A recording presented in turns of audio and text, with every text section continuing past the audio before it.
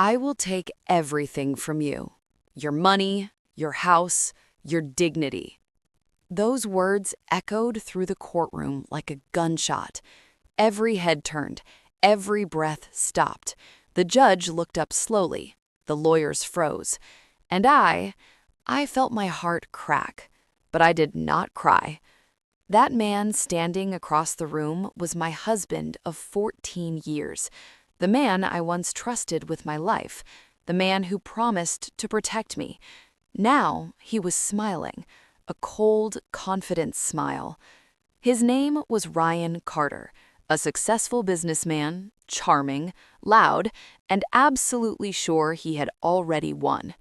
I was Emma Carter, his wife, at least on paper.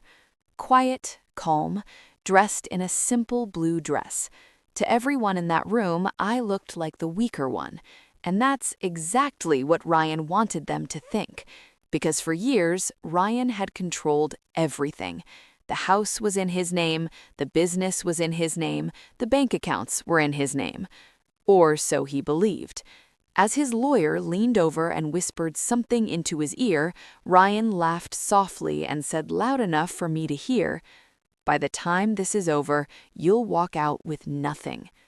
I looked at him, not with fear, not with anger, but with patience, because while Ryan thought this divorce would destroy me, he had no idea it was about to destroy him instead.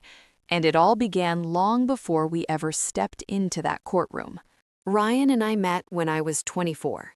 He was confident, ambitious, and knew exactly what to say. He made me feel special, chosen. At least, that's what I thought. We married quickly. Within a year, I moved into his house. Within 2 years, I left my job. "Why work when I can take care of you?" he said. At first, it sounded romantic.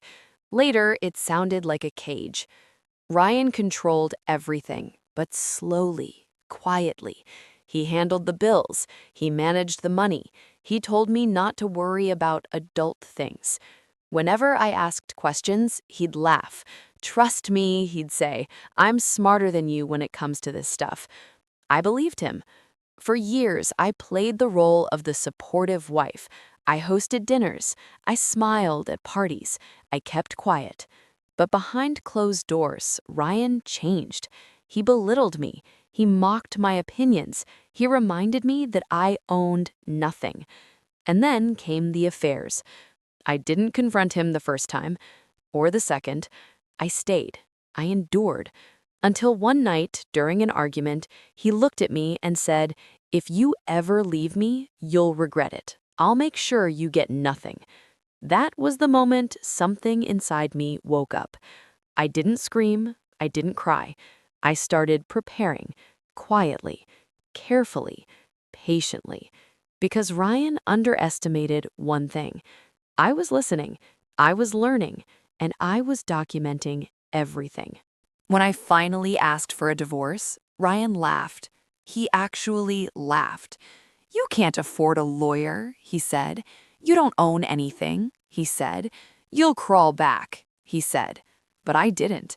I had already met with a lawyer months earlier, a woman named Miss Hernandez. She didn't interrupt me. She didn't judge me. She just listened. Then she said something I'll never forget.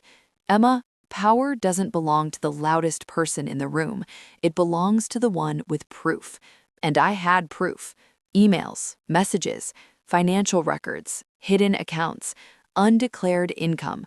Turns out, Ryan wasn't just arrogant, he was careless. On the first day of court, Ryan arrived confident. Expensive suit, expensive lawyer. I arrived calm. When Ryan took the stand, he painted himself as the victim. "I provided everything," he said. "She contributed nothing," he said. "She doesn't deserve anything," he said. Then it was my turn.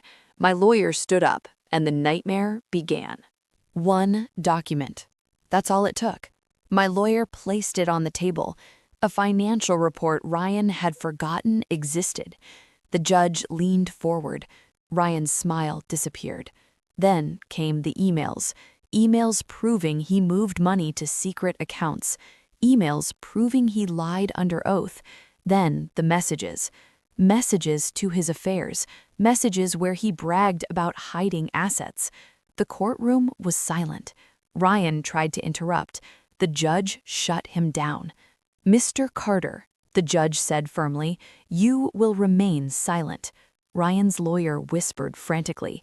I watched as the man who once controlled my life began to sweat. The judge continued, "Not only did you attempt to conceal assets, but you also committed perjury." Ryan's nightmare had officially begun. The court ordered a full financial investigation, accounts frozen, properties reviewed, business audited, and suddenly, Ryan wasn't powerful anymore. Weeks later, the final ruling came. Ryan sat across from me, pale and silent. The judge spoke clearly. I received 1.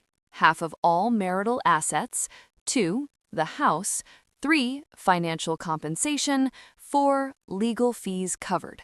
Ryan received 1. heavy penalties, 2. court sanctions, 3. a damaged reputation. When the judge finished, Ryan looked at me, not with anger, with fear. As we left the courtroom, he whispered, "I never thought you could do this." I stopped, turned around, and said calmly, "You should have." Today, I live in peace, not because I won money, but because I won my freedom. And if there's one thing I want you to remember from this story, it's this: never underestimate the quiet person, never confuse silence with weakness, and never threaten someone who has nothing left to lose.